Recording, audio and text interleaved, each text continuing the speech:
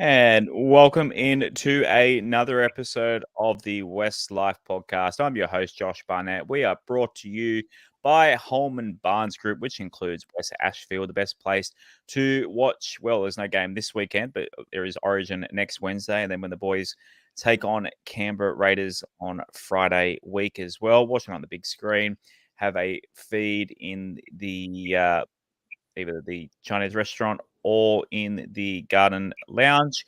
At WestsLife Pod on Instagram and Twitter, please give us a follow. And in the profile, you'll find a link to all of our stuff, be it Patreon and YouTube channel. Shouts to all the people tuning in on YouTube, tuning in on a bi-week, bit of a off-the-cuff episode tonight. No game to preview, but we appreciate the real ones. If you're listening to this right now, tuning in live, you guys are the I'm going to call it right now, the loyalist of loyal fans. But the big show on Monday, still coming down from a massive high on the weekend. And so on the YouTube, please subscribe, share, like, fax it to a friend, tell your friends.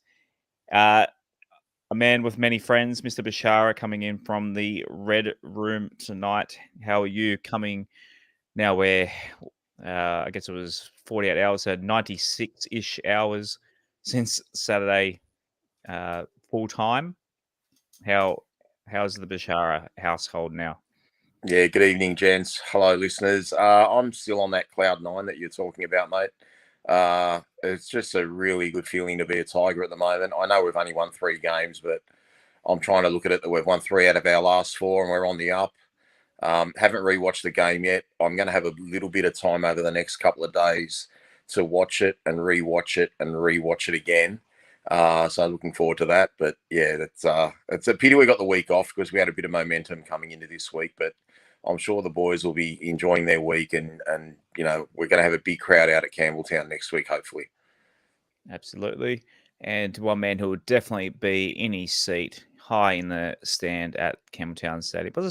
What is that grandstand called at Campbelltown? I actually don't know off the top of my head. But as you'll be sitting, you sit pretty much in front of the coach's box pretty much, don't you? Yeah, g'day Josh, g'day Rob, g'day everyone listening. Yeah, I do. So the coach's box is behind like bay 34, which is the far leftmost one up in the grandstand, like from when you're in the grandstand, so it's on the left side. I'm like 3 rows away from the back in bay 33, a few seats from the end of bay 33 on the bay 34 side. So yeah, I'm right there. I've taken a few photos of the coach's box at previous times to as a bit collection, of a record of, bit of a collection of different coaches box photos. Yep. Very angry, sad coaches from over the years for the most part.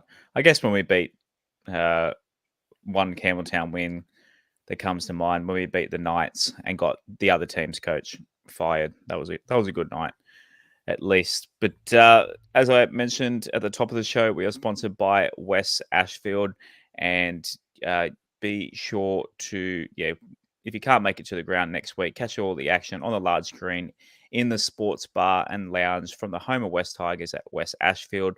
Show your support for the major sponsor of the West Tigers, Holman Barnes Group. For more information, holmanbarnesgroup.com.au.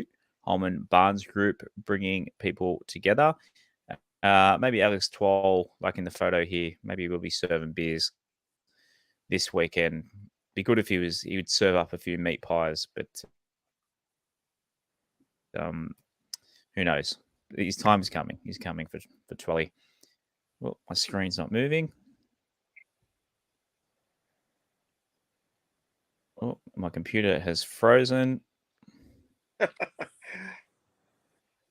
Hey, gotta love. Can you hear me, guys? Difficulties, Yeah, I got you. We can hear you. You got me. It's it's freezing. My slide's freezing. It's all happening. It's a bye week. The computer's on a bye itself, and now it's carked itself, catching up.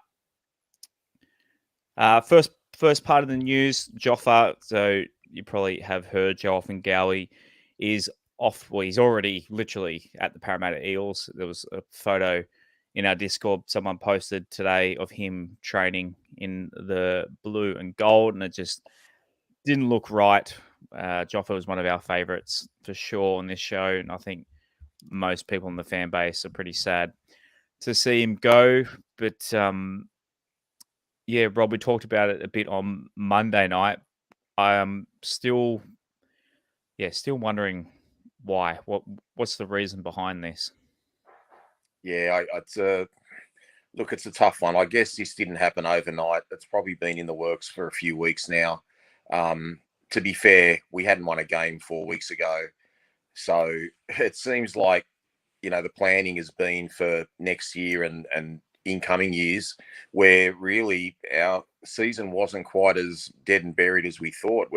I know it sounds like wishful thinking, but, only being a few games out of the 8, the way we're playing, the confidence we played with last weekend, guys that were unexpected or weren't expected to be in the team, like Buller, Toa, guys like that suddenly being stars. Now we've got a bit of momentum. It just seems really poor timing that he's leaving. I get why Parramatta want him, because obviously they're missing Campbell Gillard and they're missing Sean Lane, and Madison went down last week. So the fact that they're desperate for forwards mean they can pick up his full tab for his contract this year and next year. But I'm just looking at from our point of view, like Pole played so well from the bench, coming on as a middle. I think it was Pole's best game, and the fact that Joffa was there to start creates that. Who comes in now? Is it Safar? I mean, we love Sean Bloor. Sean Bloor's not a middle. Do we keep that same bench now, and maybe Naden comes in for Talau? Like, I just think it weakens that forward pack a little bit. And the fact that we're not getting another player back, Josh and Aaron, I think that to me says, though the club wouldn't admit it, that means deep down they've given up hope on this year, because you don't let your 2022 player of the year go, and a guy who's been in great form the last few weeks go, if you thought there was hope for this year, when you're not getting a player back in return. And I don't think we're going to find anyone before June 30th. Who knows? Maybe there is a plan, but just on face value, I'm just disappointed. So anyway, we've just got to live with it now and hope whoever steps up, can do as good a job as he's been doing the last few weeks. As anything to add about Joffa? Not really too much to add. I'm just really disappointed he's gone. He was our player of the year. Last year, he won the Kelly Barnes Award. I'd say probably quite comfortably. He ripped in and stepped up for us every week in what was a incredibly tough season for the boys. And it just seems like a very strange call to me to release a player who had only just recently signed a new contract that I think kept him at the club until the end of 2024. 2025, I think it was. I mean, I get that was before we got Clemmer in exchange for Jacko. But yeah, it just seems like a very strange decision to me. Very grateful for Joffa, the way he ripped in and played for us while he was here. But yeah, all the best to him at Para, except when we have to play him. Kaiser06 on YouTube, Rob, you mentioned who's going to come in. He's suggesting Rua possibly for a debut off the bench. Yeah, look, I always sound like I'm too critical of these guys, but Rua and Matamua haven't really had enough first grade games for me to judge them or say they're not good or they're not this or they're not that. So I don't want to be unfair on them. They're not Joe Ofahengaue. They're not even close to it. They don't have the defensive capacity he's got. They don't have the offloads he's got. They're not in his class. Perhaps they will one day. Matamua, all the hype about him being a ball player and this, that, and the other. I haven't seen it yet, guys. I'm not saying we won't see it, but yeah, he's going to have to be, come on really quickly and be developed really quickly to be. I mean, look, he's a different type of player to Ofahengaue anyway, Matamua. So yeah, I guess he's going to have to come in, or someone who knows what they're planning to do. But it's just a really strange decision if we're not getting a player in return, and we don't need any more back rowers. We've got enough. No one's ousting Papali'i and Bateman, and we've already got Sean Bloor in the background, and we've got a hybrid back rower in Kapoa. So enough with the back rowers. We need some middles. Yep. Yeah, like you mentioned, hopefully Sean Bloor. Jason D on YouTube said, "Why the fuck are we helping Para out? for nothing in return. I mean, we keep helping them out. It seems like almost once a season. We did it with Moses and we did it with Madison. Who else have we Well, thrown? they stuffed us over with Steph. Yeah. They didn't want to release him. I get that it looks like that we're just giving him away for nothing. I guess from the West Tigers' point of view, they're thinking, you know what, Parramatta are so desperate for a forward that they're going to pay full freight for him right now and for next year, which frees up a bit more of our cap space. So if we were to let him go and had to chip in a couple of hundred next year, we don't have to chip in that couple of hundred anymore. So I guess from the club's point of view, they're probably thinking, well, they're getting out of any potential salary cap ramifications or getting hamstrung by his contract in any way. Kaiser06 YouTube said, I love you, Rob, but I'd definitely be coming back to this in a couple of weeks when Madam Moore is killing it. Look, not to speak for you there. I'm not death riding him. But you're just saying it's a safer thing to go with Joffa. Madam Moore is still an unknown, but we love Madam Moore and we hope if he does come in that he absolutely kills it. Yeah, I hope he kills it. But like what he did in the trial, I mean, against New Zealand, like I say, he's only had a handful of games, so it's not fair to judge him. But like in I think it was his second game against Penrith last year, he got lost in defence. He's going to learn all that. He's going to get better. But can we afford like that rawness in first grade role right now while we've got some momentum? That's my only thing. So anyway, let's see what happens. In the NRLW side of things, we have 5 players, and I believe as that is the roster completed. What can you tell us about our 5 ladies that we've signed to complete? That is correct. Our 24-player squad is finalised. We still just have the 4 development contracted players to sign, and I don't know if there's a deadline on signing those. So our 5 new players, we had one announced last week. I'll run you through her first. Sure. That was Pauline Pillay Rasabale. She is a Samoan 5'8" who played with our Harvey Norman women's team, signing with us from mid-season, scored 3 tries in 8 games, so seems to be a bit of a running game in there. I obviously haven't seen too much of her because not much of the Harvey Norman women's comp is televised, which makes that a bit more complicated. So can't say too much about her yet, but the 4 players announced today are all, all either local juniors or have come through our Women's Pathways programs, which is exactly what the club has been trying to do with a lot of the signings we've made previously. So we've got Eliza Salata, Taylor Osborne, Salma Noor, and Falau Vaki.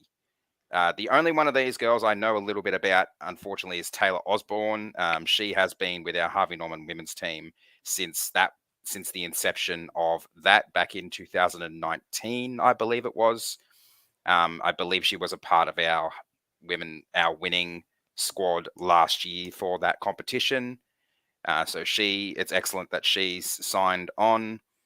Eliza Salata is a 19-year-old lock who began playing rugby league in a mixed boys and girls team with Macarthur Saints when she was 8. She has played for our Tasha Gale Cup team for the last 3 seasons. Falau Vaki has followed a similar path to Eliza, progressing from junior clubs Macarthur Saints and Campbelltown Collegians, and was part of a victorious New South Wales women's under-19s origin team in 2021. So there's a bit of rep experience there. She's a Tongan-born forward, one of 7 children, and has played for all of the Pathways teams in the Tigers. Salma Noor is a 20-year-old hooker who played her junior rugby league with Liverpool. She has played Tasha Gale with the Steelers for the past 3 years, and she was Player of the Year in that competition last year. So it seems like there's a lot of experience in the game or in various forms of the game already. Yep, very young talent there. Taylor's obviously the oldest of the 4, but there seems to be a lot of exciting talent in the squad, and I'm very excited for the competition to kick off. The girls all get together for pre-season starting next week. And you've bought your tickets for the first game, haven't you? I have my ticket for the Women's State of Origin game. Women's State of Origin, that's right. Yeah, Women's State of Origin, which is next Thursday, which I'm very excited for. Beautiful. Yes, that's the 2 Origin 1 and 2, the girls follow on a Thursday night. That's right. Mm-hmm. Yeah. Beautiful. News that we kind of talked about this and knew this was already going to happen, but we'll talk about it again because Dean Ritchie brought it up in the paper, and Lee Hadjipatelis talked about it to Dean Ritchie. So a few quotes from Lee, basically saying that the big stadiums will go off our home game roster or draw next year, and it'll be Leichhardt and Campbelltown. They're talking a 5-5 split, and then Magic Round. Lee, obviously, Magic Round is just forever going to be a West Tigers home game for us. I don't know why we can't take turns in that. Why do we have to? Look, we know the answer to that, but yeah. So yeah, 5 Leichhardt, 5 Campbelltown, 1 Tamworth, 1 Magic Round. Rob, we've always been of the belief that Campbelltown should get slightly more, and we should be establishing ourselves in the MacArthur region, even though, that Leichhardt party on Saturday night couldn't get much better. But if we put 60 on a team in Campbelltown, I think won't be any less happy. Yeah, look, we haven't won many games at Leichhardt, to be fair.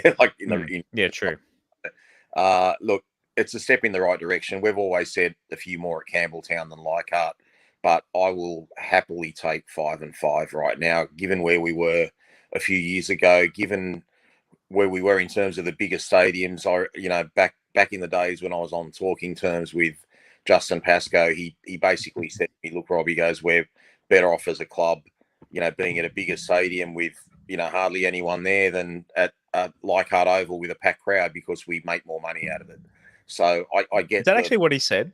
Yeah. Okay, how much paraphrasing is that? I'm not saying he didn't care that there weren't players there, but he basically said if Leichhardt was full and we got a poor crowd at, say, Homebush Stadium there, that we were better off financially. Which, look, back then, Josh, we were desperate. We were struggling financially as well as on the field. So I'm not knocking him. I just didn't like it, but I get why they did it. But that's, at the same time, it was taking the game away from the fans. Like, I've got no desire to go to, what's it called now? I don't know what the stadium's called at Homebush. It's had 100 different names. ANZ. Accor that owns whatever. Novotel. Yeah. Stadium, whatever. So, yeah, I live 5 minutes from there, and I just don't like going there. It's just got no atmosphere to it, unless it's going to be packed with 60 or 70,000 like we got at a preliminary final in 2010. It's just not fun to watch it at. Like Leichhardt the other night was rocking, and look, I'll be honest, when Campbelltown's had some good atmospheres, especially on a Sunday afternoon, going many years ago. So I've got no. I mean, obviously, I love Leichhardt, but I'm happy to go anywhere, and I can't wait for Friday week to watch us play the Raiders. So look, anyway, this is a step in the right direction. It gives our team back to our fans. We don't have to watch it at Combank or any of these other places. And if we're only losing a Magic Round game and a Tamworth game, that's not the end of the world. Yeah. Well, as and I are literally 5 minutes either way from Parramatta or Homebush, but as I think you'll agree that we rather drive all the way to Campbelltown or into Leichhardt Oval still. Bloody oath. I love the suburban grounds. The atmosphere is amazing, especially when they're packed and everything like Leichhardt was on Saturday night. Obviously, it would have been nicer to have a bigger crowd there, because I think the cap that we can fit in there now is around like the 16 or 17,000, and we had a little over 12. So plenty more room in Leichhardt to get that roaring next year, especially if we've got like more games there and teams performing well. But yeah, I agree with Rob. I've always thought that Campbelltown should have more games, especially if we want to grow the game out in that region. But as a fan of Leichhardt, it being my favorite venue and the first venue I actually went to other than the big stadiums, I couldn't be happier to hear that it's finally official and we're going to get more games at the two next year. I mean, we're closer to Leichhardt, obviously, but I enjoy the trip to both. Yeah, no, Campbelltown's great. The Lee's club next door, I absolutely love heading out. It's easy to park too. Like the parking, you always seem to, unless it's super packed there, but Bit of a free. pain to get out of. Yeah. If you park in the car park on the other side of the railway station, forget about it. Just go to the Leagues Club for an hour, then go home. But you can park in the back street and get out, and onto the what's the freeway called there? The Pacific Highway, I think. Pretty quickly. M5, M7, M2, back into Sydney pretty quick, assuming that you're coming from there. Righto, just a little recap. So obviously all year we've been doing the 10-1 player poll. At one stage I did do a count earlier in the season, and I was trying to complicate the mathematics behind it, and Rob was all confused. We were watching, we were all talking about earlier, watching Jim Jeffries' quiz show that he has now on Wednesday nights before we go to air, talking about complicated number puzzles and stuff. So I've simpled it down and just brought it back into an average, as Rob suggested. So the players that are leading that, Jareem Buller, 8.3, and then Api Coruscant and David Clemmer on 7.3. Any surprises with those numbers, Rob? Not really, given the fact that Jareem Buller's like 4 games, every game he's improved, and like his first game was pretty good against Manly. If you take away those, a couple of drop balls, Clem's been great all year. Appy's been great all year as well. I just think, as we saw in the earlier games, I don't think the guys really understood how to get behind Appy or support Appy with all these fancy dummy half work. So look, they, in my opinion, they're the best 3 players. I know Jareem's only had 4 games, but yeah, they're clearly the best 3 players we've got. Anything to add there, just while I find the rest of the players' scores? Not really. Jareem, yeah, for a 5-gamer so far, he's been absolutely sensational. I've loved watching him. His development in just that short amount of time has been nothing short of insane. He's safe as houses under the high ball. The fan base love him. There's already been a few signs made up for him. I think we're all living in a Jareem at the moment, aren't we? I'm going to say it's very, very easy name to make some pun signs. That's one thing. I've done that plenty. I've done that plenty. Some I'm proud of, some I'm not. I'm trying. My computer's just not communicating with me tonight. Sorry, fellas. Anything to add? No, just Rob, while I'm trying to. Jareem, guys, I can't speak for you two, but just for me now, and I know it just sounds like I'm going over the top a little bit, but I actually want to get to every game now to watch Jareem Buller. Like that's the excitement level I've got about this kid. It's, I mean, I know it's going back 100 years ago, but it's, for me, it was like, when Ellery Hanley came out, I wanted to go watch him every week. And, earlier years when Larry Corrigan played, I couldn't wait to get out and watch a Balmain game and see Larry fly down the wing. And this kid's just got it all. So, yeah, I think we've got a really bright future. And, as we've said 1,000 times, we need to keep him. And I'm sure everyone at the club will be doing what they can to make sure he's a lifetime Tiger. Yeah, it makes you wonder how many kids, just like with Benji Marshall, how many kids would have started watching the Tigers because of him. I think Buller's going to have a pretty similar effect as we head down. I honestly think if he plays a lot more footy this year, I really think he's got a shot at the Dally M Rookie of the Year, because he has been absolutely sensational so far. There's been a few players from a few other teams who've played a few more games than him, but I don't think there's been as much of an improvement for those other players from those other teams as there has been for Jareem in just the 5 games he's played, which I think is even more insane considering he was only started training at fullback this preseason. So that's pretty incredible, I reckon. And one more thing as well, I mentioned a stat, completely off topic, but I mentioned a stat in the Discord, another one for our game last weekend that I only just learnt yesterday thanks to a blog article from one of the betting sites on Facebook. And that is the Tigers became the team to now hold the record for highest score put on the week after by a team that put on 0 the week before. So 0 against the Rabbits to 66 Very against West the Tigers Cowboys stat. That's very apt. is a very big new record. I don't know what the record was previously, but 0 to 66 in the space of a week. It doesn't pretty special. So it's the highest score after a 0 or the most difference between week to week? Highest score after a 0. Okay. You couldn't imagine too many. Aaron, I'm throwing you on the spot here, but I can't think of all the good rookies from this year.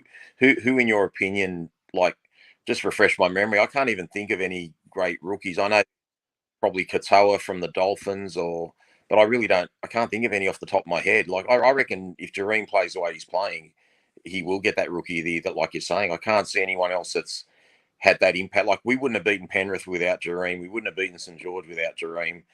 I mean, maybe we would have won the other night because everyone played well, but, you know, he's just made such a difference to our team. Yeah, honestly, I agree with you. At this point, I think he has to.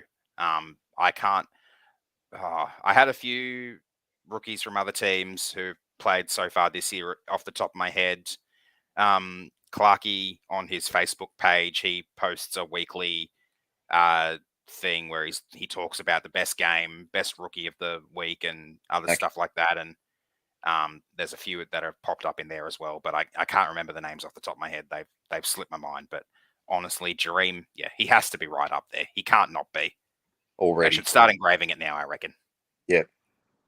A few. I finally found my spreadsheet. So a few other averages for our player ratings for this year. So Stefano 6.3, Alex 12 6.3 as well. Johnny Bateman is on 6.5, so a few mid sixes there. Stafford Toa, he got a bit of a boost from his 9.9 last week. He's on 6.1. Junior Tupou 6.2. Who else we got here? Poor Adam Dway, he's stuck on 4.3. And obviously, that number won't change as we go along. Tommy Talau moved up to 4.7. Brent Naden 5.6. David Nofaluma 5.1. So, look, a lot of the players, the numbers have gone up. Obviously, very biased during the wins. They've obviously given a lot of boost. So the players that did play in those wins got a big advantage. But any of those numbers stand out to you, boys? Not really. I actually thought Steph might be a bit high. I expect to be around the 7 because Twally's always pretty consistent. Like, doesn't miss tackle. You know, his game doesn't change too much. No, I think even these top 3 that you've got here, I actually thought Clem and Appy would be closer to 8 or even a bit above 8. But look, they're still when you consider we've had 8 losses out of 11 games played. That's pretty good averages. Jason D, as on YouTube, says they would be averaging 10 if Aaron had his way. Probably not, because I haven't given out that many 10s, Jason. But thank you. No, he's got you. I'll be right back, guys. I got to help my dad get set up. That's all right. I'm going to do the mobile call and say hello to Mr. Thompson while you're there for me. All right. All over the shop tonight. Where is my here? It is. Mobile Corp, so they support local businesses by managing their IT, their networks, and their mobile devices. If you're looking for a local business owner, looking for a partner who will take away the hassle of dealing with IT issues, make sure you have cybersecurity in place, handle all your mobile device needs, then Mobile Corp can help. Mobile Corp is a family-run business and a long-time supporter of the West Tigers, and now pretty decently long time supporter of the WestsLife Podcast as well. So reach out to our friend Stephen at Mobile Corp. Check out mobilecorp.com.au. That's mobile corp.com.au. And shout out to our friend Shane Walker. And just a little bit of a hint for Monday's show, a former teammate of Shane Walker is probably coming on the show. So a little bit of a tease for Monday's show. Obviously, no game to review, so hopefully we're going to have a special guest on Monday. Righto, let's talk about talking forward, talking back. Looking forward, looking back. Isn't that what's the sing? Who sings that? What's Dusty. What's his name? Is that a Springfield? Dusty Springfield song? Yeah, looking forward. Looking No back. idea. I know the name. I know the song. I might have just dreamt that. Who knows? Righto. So we've got the draw in front of us. So the first half-ish of the season. So, boys, as I'll let you go first, what games stand out to you? I think I would ask a question, what's your favourite? But I think we'd all answer the most recent one. That's a pretty obvious answer, isn't it? Oh, yeah, it's a very obvious answer. Honestly, the first three stand out to me the most because those are the ones where if we played the way we're playing now, we win those almost with our eyes closed. So it's a bit of a shame that it's taken us as long as it has to get to this point. But it's kind of a first half of the season to look back on and think what could have been. With the closeness of the competition. I heard today that the average difference in ladder position or in like points between first and last is about 16 after 12 rounds. That was with 16 teams, but now we've got 17 teams, and the difference between first and last is 8 points. If you give us the wins in those first 3 games, we go from being on 8 points now to being on 14, and that puts us in 6th or 7th, pretty much right behind all 5 of those teams that are currently tied on 16. So it's a bit of a what could have been. But in saying that, not even half the season's gone yet because we've still got 13 games to play. So there's still a lot of potential for points there, and we'll get to that shortly. But yeah, those first 3, I think, and the game against Para, where that one could have been a little bit of a different outcome if we didn't let in a late try. Manly as well. Practically, we've been in practically every game except for the Broncos one, and that's saying something. Oh, Rabbitohs we were in. I guess you could argue we're in that as well. Yeah, we were in that until the final 8 minutes, but we just couldn't score a point if our lives depended on it in that one. So I just think what could have been, but in saying that, there's still a long way to go. Yeah. If you take those first 2 rounds, the Leichhardt games, and threw them in the next few weeks, Rob, I reckon we'd absolutely smack the Titans and Knights at Leichhardt now. Yeah, looking back at that draw, as I don't know if I said it earlier or not, I can't remember. I'm having one of those days. But if you told me we're going to be 3-11, 3 out of 11 at this point of the year, I would have just said, wow, that's an awful season. But where we are now and the way we've come about and winning 3 of our last 4, it's almost like it needed to happen this way. It's almost like we just had to get to rock bottom. I mean, the disappointing thing for me in terms of, my selfish part was just wanting to make the finals, having seen that Canberra trial at Belmore Oval. I thought we've got to win these first 2 games. They are so winnable. They're at home. And for any chance to make the finals, we've got to win them. But the part that hurt the most, it wasn't just the losing, the way we lost to Newcastle. It was embarrassing. In bit in the send-off, they were short a man for 25 minutes. And that's when it just hit me. This is going to take a lot longer than I think. And we realised there was issues in the halves, like in particular halfback, that wasn't going to work out. For me, and again, it's being selfish, the Penrith win, I know last Saturday night was great. The Penrith win, I didn't realise how much it meant to me till 15 minutes from full time when I was bloody, bawling my eyes out, even though the game yet. I just realised, we're actually, we might get a win here. But definitely Saturday night proved to me, all year we've proven we can defend.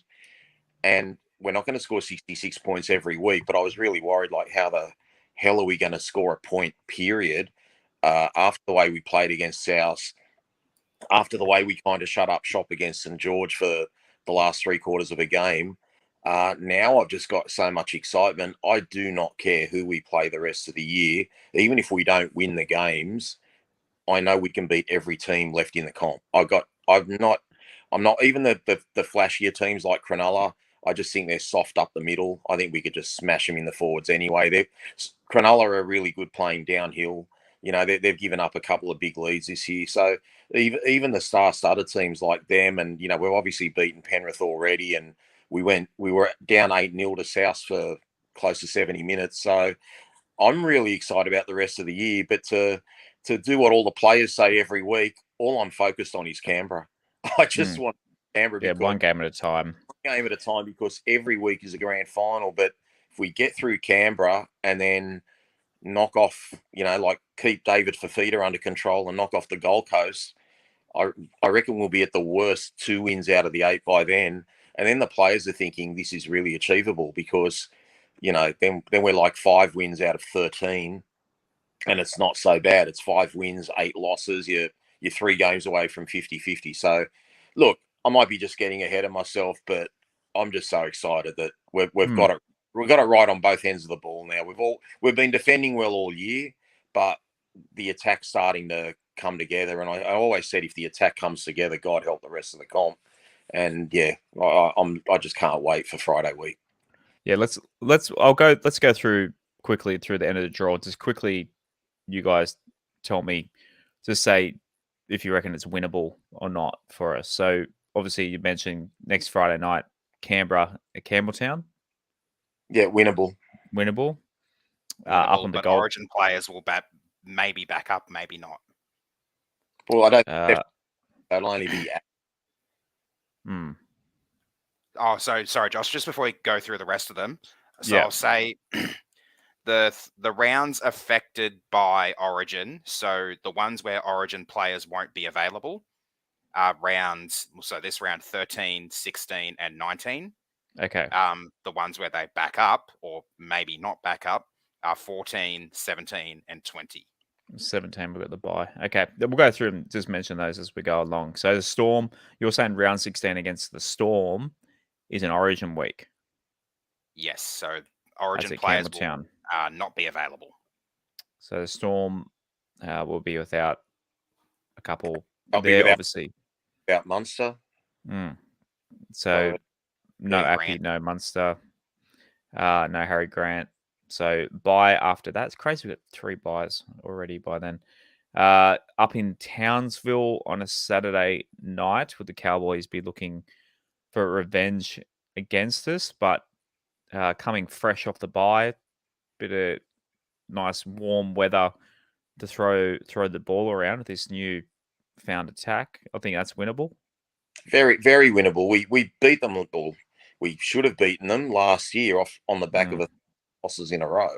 Yeah, and we were going like gangbusters. So if we could beat them, we almost beat them last year. There's no reason why we can't this year.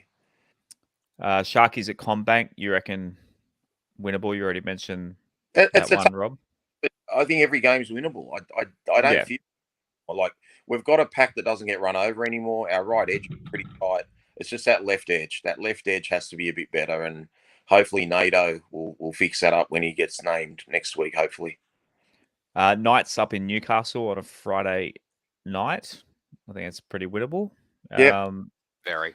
Dragons on a Thursday night in Wollongong the following week. Very winnable. The Rabbitohs in Tamworth after that. Look, who knows whether... Yeah, that's easily the least winnable. That's the toughest one we've got left. Yeah, and Tamworth hasn't been a happy hunting ground for the most part since we've been going there. We've won 2 and lost 1, I think. I thought it was one. I thought we were 1 and 2. I thought it was the other way around. Maybe it was just the one I went to. We lost, and that's why I'm salty. The Raiders in Canberra. It's always tough. Sunday afternoon. It's not a night game, so maybe. Who knows? Canberra is just so inconsistent. So who knows by then?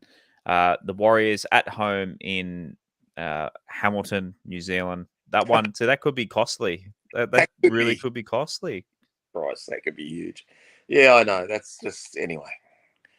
That's winnable. Yeah, given will be way more winnable in Sydney. I know we don't want to harp on it, but gosh. The Dolphins, look, they've had a hot start of the year. Who knows where they'll be at come late in the year.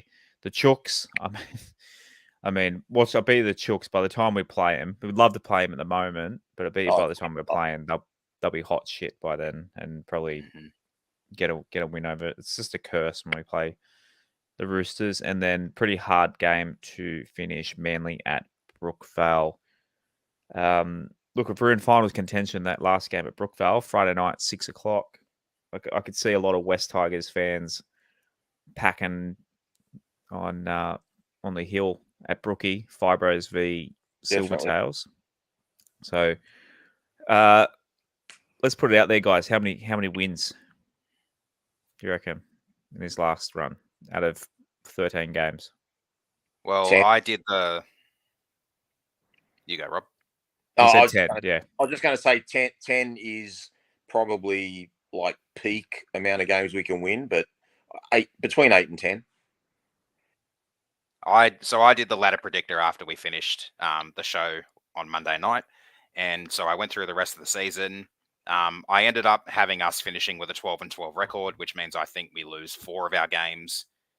The ones I had us losing are the Sharks, the Rabbits, the Warriors, and the Dolphins. NBA 4K on YouTube. He's got Jason Tatum there as the profile picture. He lived to fight another day today. A bit apt. He's the one saying we may not make the 8 this year, but as long as we finish the year off strong and go into the next year a better team, then I'm happy with that. A little bit of an NBA segue, as if you guys didn't think I get through this show without mentioning that my beloved Denver Nuggets have made their first ever NBA finals by sweeping the motherfucking Los Angeles Lakers and LeBron James with that. The reason I mentioned that is a mate of mine who's a Lakers fan stupidly said to me, let's bet $50 on the series. Obviously, I got the win there, and then he's sent me the money. And I said, look, he's a West Tigers fan. I said, look, we'll take that money and then we'll put on the Tigers to make the top 8. Now, what odds? I obviously posted this in the Discord, so you might already know the answer. I do. I'm not going to mention it. Yeah, I was going to ask. I was actually surprised it was paying $19, 19 to 1, because Crazy. we're not that far out. I was expecting it to be maybe low teens or something, but so we've gone. I said we'll go halves, and if we win, that'll pay for our ticket.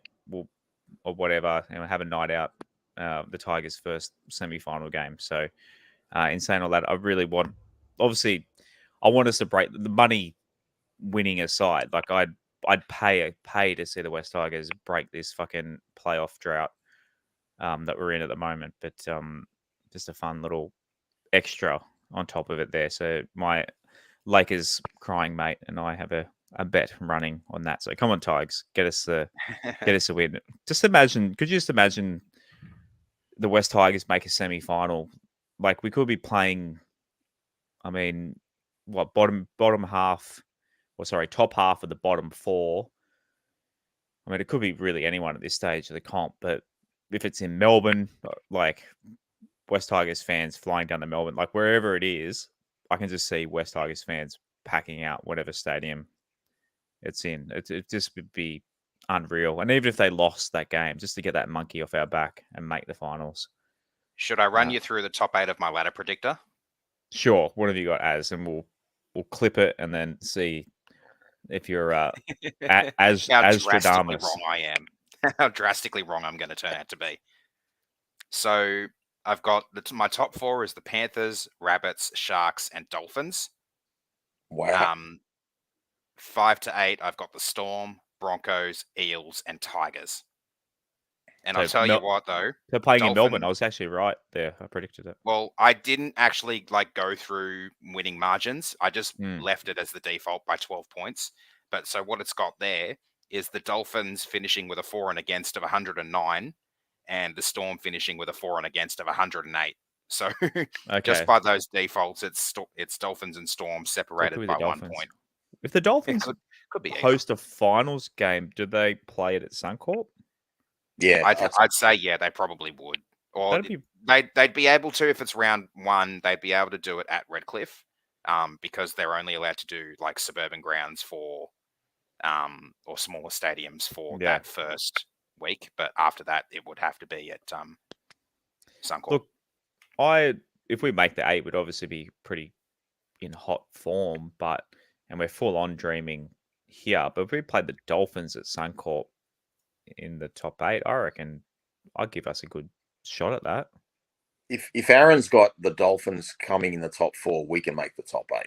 Okay, so because I haven't seen who the Dolphins play, but like that's probably a big ask to get him in the top 4. The way they're going, they'll probably sneak into the top 8, but you must have a high opinion of them, Aaron, to be getting him into the top 4. Or have they got a good run home?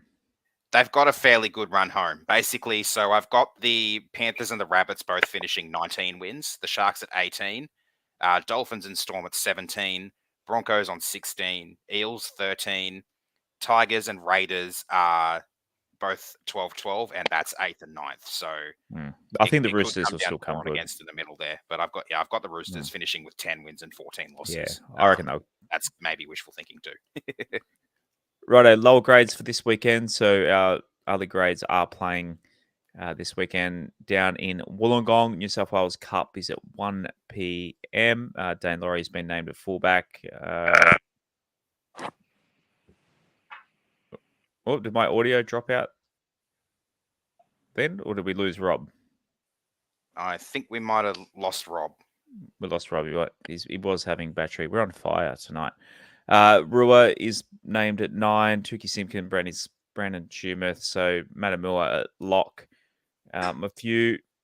One name missing from there no Sean Balor. They're giving him the week off. So hopefully that's a good sign that they want him nice and fresh for the game against the Raiders next week. Jersey Flegg, they're playing before that. So it's at the Collision Sportings Complex in Wollongong. I have no idea where in Wollongong that is. But back-to-back games for our boys. Jersey Flegg, 11:15. And New South Wales Cup is going to be streamed on New South Wales Rugby League TV. So we'll be able to watch that. It does have that little icon there. Thank you for pointing that out. So that'll be interesting to see. They really need the win to kind of get back up the ladder. The Maggies do. Righto, Rob Sadamas, no West Tigers to bet on this week, but what have you got for us here this week? Well, firstly, last weekend was just an absolute heartbreaker. I had 3 games, 1-12, and the one that let us down, St. George scored on the siren to cost us. Oh, no way. Yeah, cost us it was actually the second game out of the 3, but the other 2 results finishing the 1-12. No. Yeah, so spewing about that. Though. But that was the kind of weekend it was. But I'd rather get that wrong and the Tigers win every week. Look, another tough week this week, but obviously I just thought I'll go Parramatta, even though they're missing a couple of forwards, but they've been injected by a guy called Joe Ofahengaue this week, who's starting at prop. So I've gone Para for the win. Gutho's always good for a try, and I think did I put Penasini there? Is that what I've got? Yeah, Penasini and Gutho, yeah. Yeah, I've got Penasini there, and the reason I had Penasini there is I think he was opposing a new centre for the Cowboys because Valentine Holmes is out. So that was my logic there. So I've given hopefully that'll get up. It's probably going to be about 5-1. I've got a fun stat that you could maybe add a couple of extra bucks onto that for. Micah Sevo, apparently the last time they played the Cowboys at Combank Stadium, Micah scored 4 tries opposing Kyle Felt. Oh, wow. It could be 2 bad weeks in a row for our friend Kyle Felt. If that gets up, Aaron, and I lose, I think next week we'll have, you can have your segment. We'll call it Oprah Damas.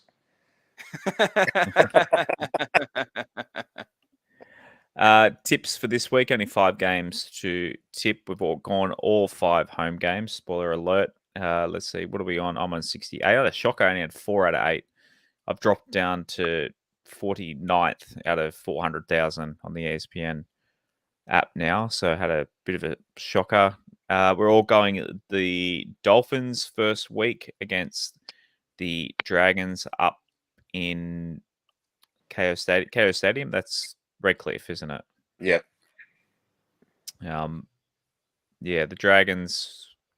Who are they missing through Origin? They're missing Ben Hunt. Ben Hunt. Oh, man. Jack DeBellin's captain. Yeah, but they get that Sullivan coming in at halfback who put a couple of tries on us. So I think they'll still have enough attack there. I think the Dolphins are missing Kafusi through suspension. Look, it'll be a tight game. It's a toss of the coin, but I just put the Dolphins just because of the way they finished last week. They were getting smacked by the Storm and they finished off really well. So I figure they'll start a bit better this week and maybe get the Dragons. Parramatta very heavy favourites at Combank Stadium against the Cows. Well, the Cowboys lost like 3-4 players to Origin, and that was after getting absolutely walloped by us. So it doesn't look like it doesn't get much easier for them coming off the Eels or playing the Eels who are coming off a big win over the Bunnies. Yeah, 66 points, I believe they had put on them last week, the Cowboys. Did you hear? That sounds like something that might have happened. We've all gone Warriors at home at McLean Park. Where is McLean Park? Napier. I don't So know where they're going on a bit of a road trip around New Zealand. Yeah, right.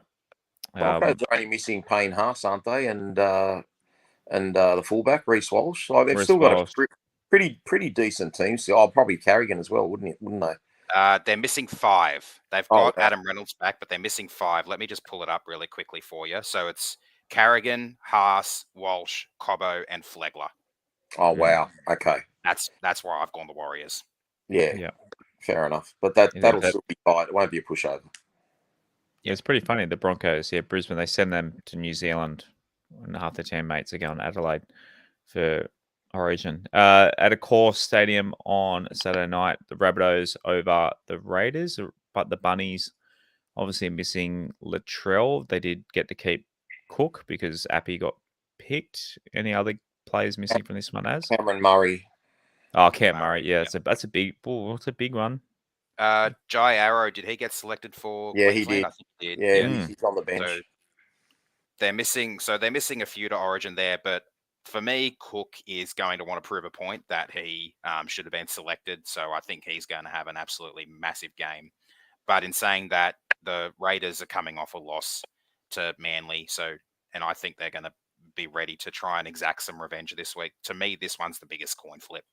Maybe a golden point, Rob. Look, I actually think there's 4 games there that are golden point potential.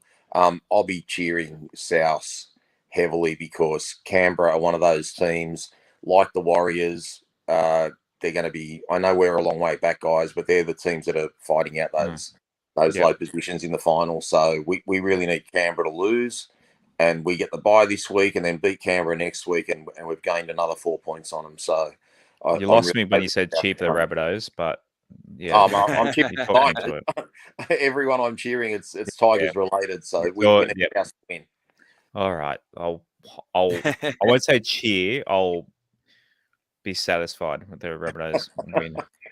And then Knights against their old rival Manly up at Newcastle. Manly obviously no Turbo. Both turbos are out. Three turbos are out. Yeah, all 3 of them are gone. Yep. 2 to injury, 1 to Origin. Plus, they're also missing DCE, and I think someone else. While the Knights are, I think, only missing Frizzell because Gagai was excluded from Origin, as was Ponga. A little rumor. Are you allowed to say? Oh, you can say it. It's just unconfirmed. It's unconfirmed. I mean, we've just heard a rumor. It's a rumor that the Ponga. There might be news might come out that Ponga might not get to play this weekend, but we'll let the media sort that out. I don't know. I haven't been on Twitter tonight, so I don't know if that has broken anyway. We just got mail that he got sent home from training for personal reasons. So whether he plays or not, who knows? That's a good way of and putting the it Knights there. winning is good for us as well because Manly are already on 13. The Knights are on 11. So the Knights join Manly on 13 before they both have a bye next week, which means Manly don't get any further away from us considering they're currently in 9th and one of those teams bordering on the top 8. You want me to cheer against Manly? Okay, if I have to. That's easy. Patreon question time to finish the show. Patreon.com/WestsLife. What have the boys got for us? Baxter VV69. How do we back up that performance besides scoring 66 points every week? Just keep, I don't know, with this forward pack, I expect a win almost every week now. Well, we backed up beating the Premiers by, scraping home against St George. I mean, it can be done, but the way we back it up is the fact that we're not in a position to be lax or get comfortable. Like, our season's on the line next week. We lose and it's over, and that's how it's been for the last month. And we've resurrected our season, so there should be no complacency whatsoever. And I know how much Appy loves his club, and even though the club will probably want to stand him down, I guarantee you Appy's going to play, even if he plays off the bench. He's not going to let this whole season go just because he played Origin 2 days earlier. So yeah, we've got to win, guys. Joey Lulash, am I the only one that thinks it should be a 7-3 split, 7 games at Campbelltown, 3 at Leichhardt? I understand Leichhardt is nostalgic for the old Balmain fans, but if the club is serious being on a development club, as they say, then we need to do more to promote ourselves in the Cartha region, as it is a potential gold mine for young talent. We've talked about that earlier in the show, and we agree with you as well. Yeah, down the track it should be, Joey. I agree. Yeah. Brendo here just replied to that. He thinks that 5-5 is a good start. As more consistent crowds will build at Campbelltown, they can start to shift more games there. I wouldn't be surprised if we're at a 6-4 or 7-3 split scenario in 3 years or so, especially if Leichhardt doesn't get upgraded. Pretty smart reply there by Brendo. So if you want to take part, and also on Monday, the guys, I have told them who our potential guest on Monday is and to submit questions for that. So a good time to join at patreon.com/WestsLife, and they'll get a little bit of a early crack at hearing that episode too, because it won't be live to air. It'll be pre-recorded and then released later on. No rant from Shane Collett tonight, but thank you to all our Patreon members. Love yous all. As I just said, 8:30 on Monday night, we will release the chat with our special guest. I don't want to reveal who it is because, look, if it falls through, then look like a bit of an idiot. But trust me when I say it, if it does happen, put it this way, it's a childhood hero of mine. I'm really, really looking forward to it. And it is from the Balmain side, but Origin and Kangaroos legend as well. So, boys, anything... Joe Alafashi listening in from Rome. Bellissimo, Joseph. Nice work. G'day, Joey. Anything to add before we say goodnight to Big Dog and enjoy a bye weekend? And what sucks, sorry to mention the Denver Nuggets been in the NBA Finals again. No basketball. Well, I guess your Celtics, Rob, is still going, but potentially no basketball. I think there's F1 this weekend. That might be keep me somewhat. There'll be reruns of the Tigers versus the Cowboys this weekend, Josh. Just play it like it's happening again. I'm looking forward to my first rewatch of it. It should be great. And I said it Monday, and I'm going to say it again now. Clear your schedule. Get out to Campbelltown Friday week. This club needs you. The team needs you. Let's make some big numbers out there and make it our home ground. And as my first rewatch of our game against the Cowboys was last night when it was finally added to the list of things I could watch on Foxtel Go. It took forever for it to be added. I was paying attention every day, and it was finally added yesterday, so I was able to watch it, and it brought tears back to my eyes again. It was just beautiful to watch, beautiful to listen to the commentary and how glowing and positive they were about the team. So absolutely love that. Very much looking forward to next week at Campbelltown. Looking forward to heading down with you, Josh, I think is what we're planning. So that's going to be carpool to that one. That's going to be really, really, really good. And I'll leave you all with a fun little bit of trivia about the rest of our draw. that I did a little bit of looking into yesterday as the quote-unquote stats man of the show. So That's you. for our remaining games, I broke it down. We've got 2 games against the top 4, both home. We've got 5 games against 5th to 8th. We play all of them at home, and the Raiders are the only one away. 9th to 12th, we play 4 games against those teams, so 1 against each. All of them are away.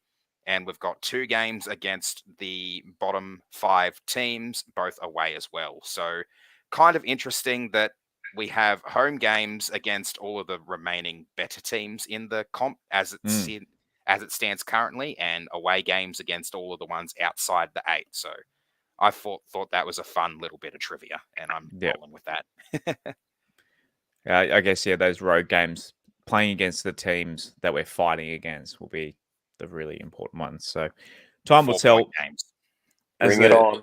As they say, take it one game at a time, and we'll preview. The next time you see us live is next Wednesday as we preview that game. And but yeah, keep an eye out on Monday night for our special guest show.